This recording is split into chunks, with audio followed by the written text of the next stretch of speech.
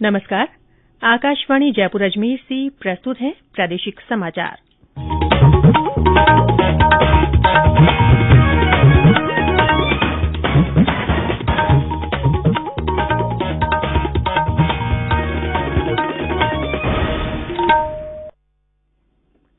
समाचारों के साथ मैं रितिका गुप्ता।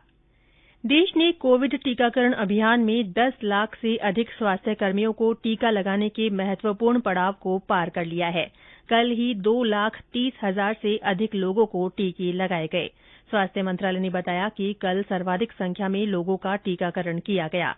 इधर प्रदेश में विभिन्न स्थलों पर आज भी कोविड-19 टीकाकरण सत्र आयोजित किए जा रहे हैं। जैसलमेर में सीएमएचओ डॉ कमलेश चौधरी ने आज टीका लगवाया।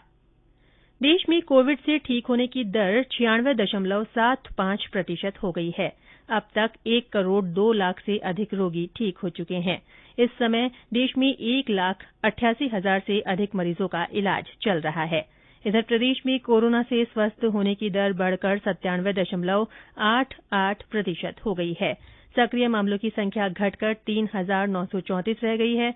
कल संक्रमण के 265 नए मामले सामने आए। 7 जिलों बीकानेर, चूरू, धौलपुर, हनुमानगढ़, जैसलमेर, झुंझुनूं और सीकर में कोई भी नया मामला सामने नहीं आया। राज्य में इस बीमारी से अब तक 2,756 लोगों की मृत्यु हो चुकी है।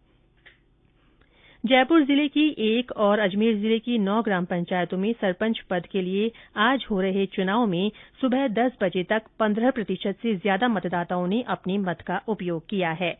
8 बजे से शुरू हुई मतदान प्रक्रिया शाम 5 बजे तक चलेगी। मतदान समाप्ति के तुरंत बाद मतगणना होगी।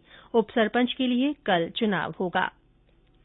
केंद्र सरकार और किसान संगठनों के बीच बातचीत का अगला दौर आज नई दिल्ली में प्रस्तावित है। इससे पहले 41 किसान संगठनों के साथ 10वें दौर की वार्ता में सरकार ने कृषि कानूनों को लागू करने पर 1.5 साल तक की रोक लगाने का प्रस्ताव रखा था। हालांकि कल संयुक्त किसान मोर्चा की बैठक के बाद किसान संगठनों ने कहा कि वे अपनी मांग पर टिके हुए हैं और जब तक सरकार कृषि कानूनों को रद्द नहीं करती तब तक किसी और प्रस्ताव पर विचार नहीं किया जाएगा। बच्चों में मानसिक तनाव दूर करने, बाल अपराधों की शिकायतें दर्ज करने और बाल अधिकारों के संरक्षण के लिए बनाए गए कानूनों की जानकारी देने के वास्ते राज्य स्तरीय हेल्पलाइन उम्मीद शुरू की गई है। राज्य बाल अधिकार संरक्षण आयोग के सदस्य सचिव महेंद्र प्रताप सिंह ने बताया कि टोल फ्री नंबर 0141-493-2233 पर सोमवार से शनिवार सुबह 10 बजे से शाम 7 बजे तक बालकों में होने वाले तनाव और अवसाद जैसी समस्याओं का विशेषज्ञों द्वारा समाधान किया जाएगा।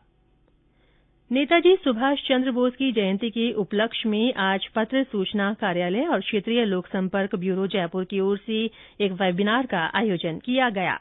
इसमें भारत के स्वतंत्रता संघर्ष में नेताजी की भूमिका विषय पर चर्चा की गई।